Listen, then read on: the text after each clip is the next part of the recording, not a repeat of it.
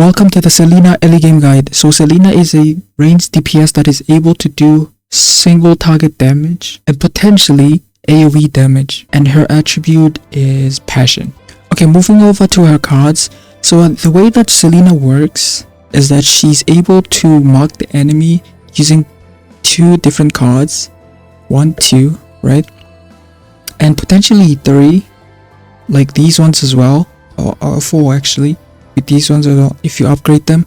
So how she works is that with each marked enemy, if an ally or herself, she attacks the marked enemy, she'll follow up with another attack. So that's really good. That's where she gets most of her damage output, and that's why she does so much damage. I would say that's like the positive about her, is that she does so much damage and she plays off of her marks really well, and she's one cost, which is really good. But the negative thing is that as much as like the marks play into her kit really well and are very good, whenever an enemy isn't marked, it does so much less damage, and that's frustrating. It makes it kind of not as good, right? Moving on to the partners. So the cards or the partners that you want to use, preferably these two. These are the ones I've found the most success on, because this one gives attack, right?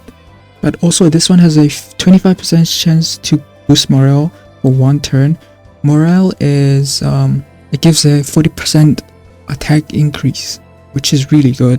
This does the same, right? This one gives a shield as well. Also, you could potentially draw a card, which is really good. I'd say these two so far. I don't know if maybe there are like 5-star partners that are better for her, but these are the ones that I've seen that I've been using, and I think they're very good on her. As for the save data, you could go like different builds with her, as many builds as possible, but like I said before, when I said like you can potentially upgrade her to make her be able to mark with 4 cards. If you see my save data, you can mark with all the cards that she has, except for this one. Actually, it's actually 3, not 4, my bad. No, it's 4, it's this one as well.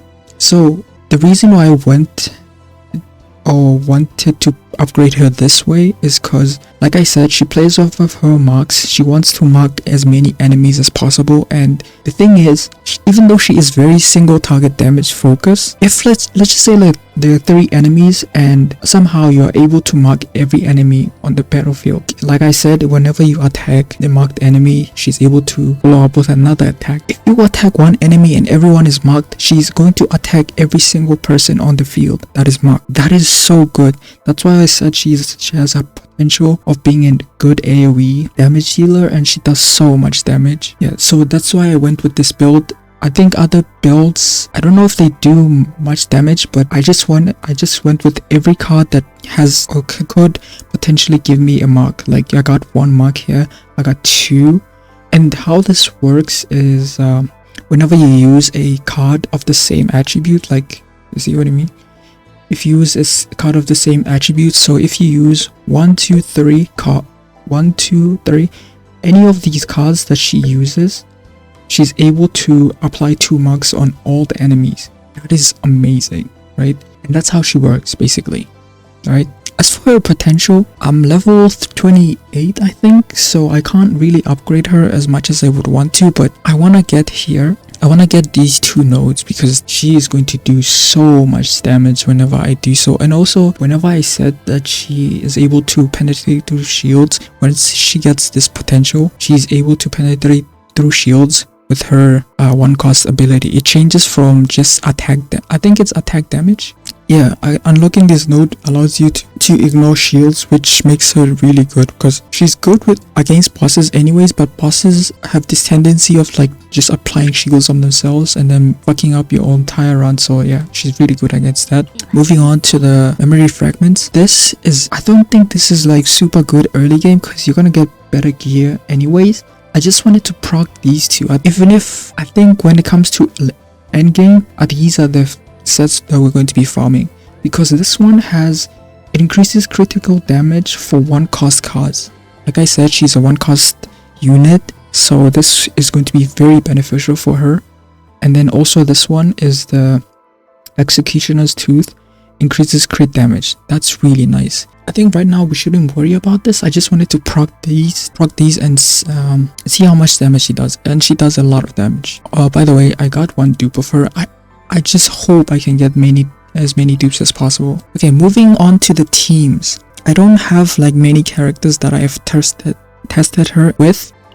Okay, for her teams, I would recommend you go with a shielder and a supportive character that can enhance her ability. So for supportive characters, you could use Ray, because how Ray works is that she's able to buff characters that use 1-cost skills, and she has a attack buff as well, so she's able to buff Selena so much, and it works really well. Yeah, I think she's my #1 recommendation. She just synergizes so well with her. Another option is Mika. I know everybody's using Mika, and she's good.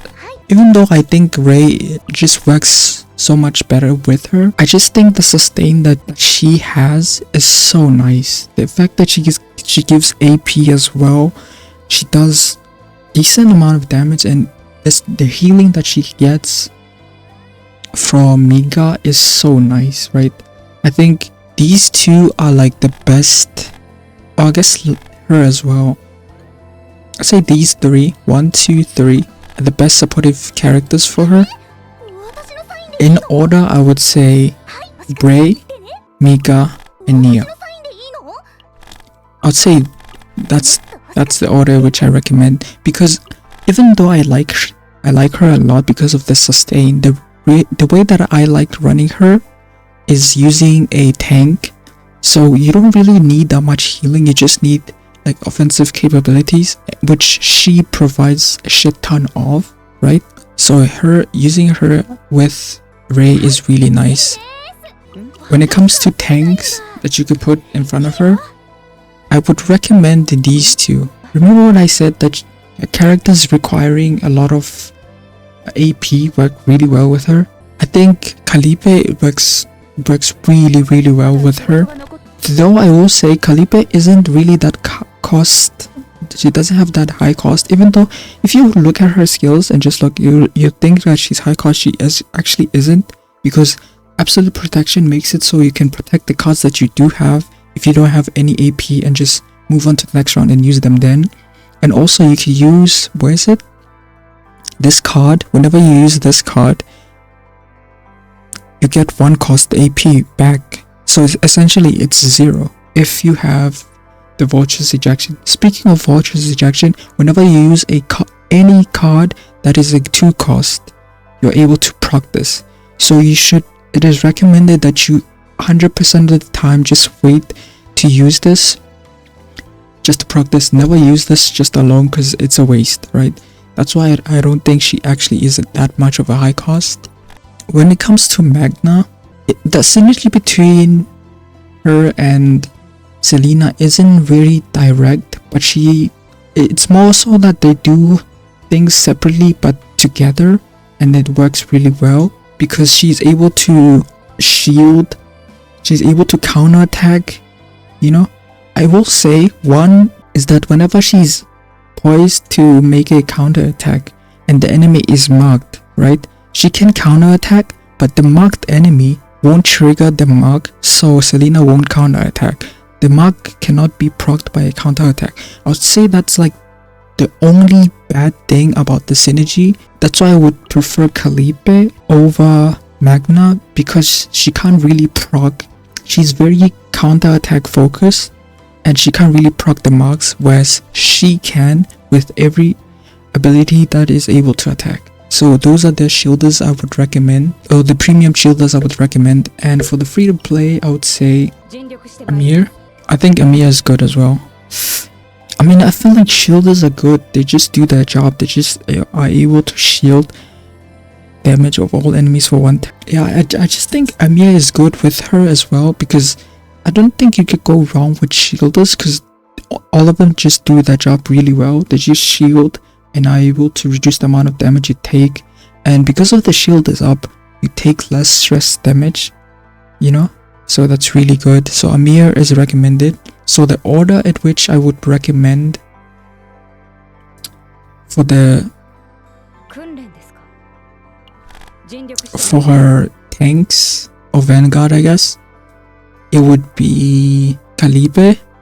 I think Calibre is still number one because she does so much and also she's able to proc the damage. I'd say Magna. I'd still say Magna because she does more damage than her because of the counter attack. Even though she's unable to proc the mugs, she still does more damage than Amir. So yeah, the order would be Calibre, Magna, and then Amir. So yeah, unfortunately I wasn't able to experiment with other characters. I wanna try with Cassius, but I don't have that much resources to do so. So I was able to only do with, I will say, even though like Rey is like the one that I recommend the most because she does so much damage, I think when it comes to higher levels, Mika might be better. これも入れて Because not only, it's not the damage output isn't that great with Mika, but you're able to survive guaranteed, right? So you're unable to die. Like anytime that I failed a run, I just put Mika in there and then it just auto it and I just clear it instantly. So yeah, she's really good.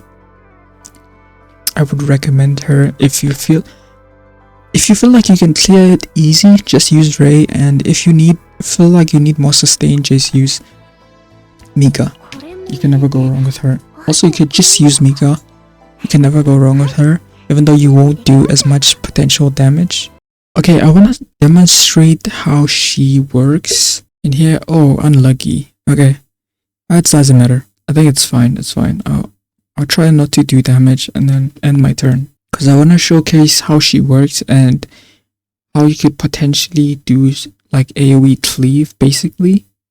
Okay, so this card that has you see this card that has, it says response. Whenever it spawns, it just randomly marks an enemy, which is really good, right?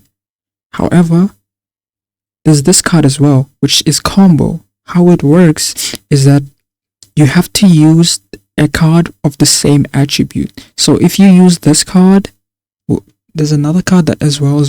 If you use that card, this one, and this one as well, 1, 2, 3, they're able to activate these cards, and whenever you use it, this one is going to glow.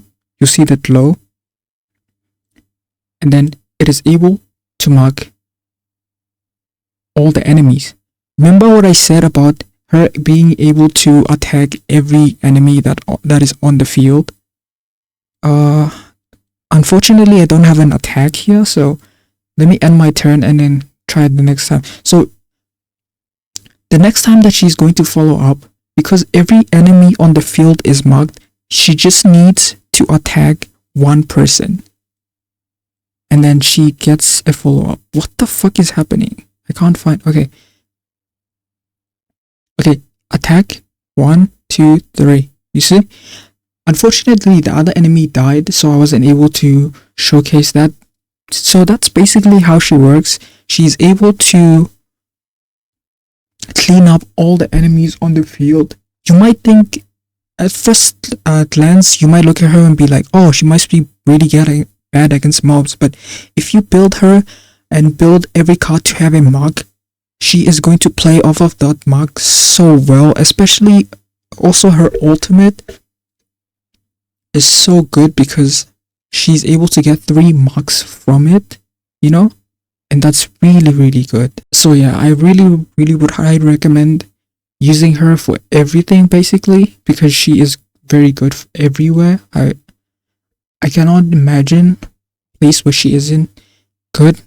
But I will say, even though she's kind of good against mobs, which is fine, I think the place that she shines the most is on boss battles. I think the bosses, because the bosses, you can just stack the marks infinitely.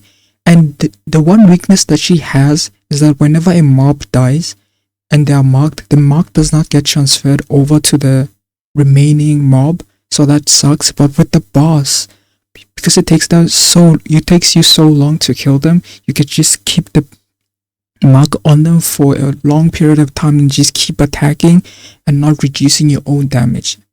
And that's why I think she's really, really, really good. I think she is underrated.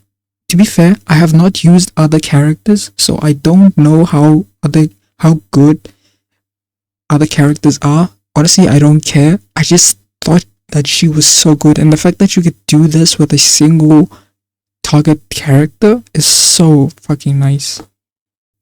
Alright, that's it for the showcase. That's all I wanted to show. I just wanted to show you how she works in an AoE environment and how she is able to do damage and how you can utilize her really well and how I utilize her.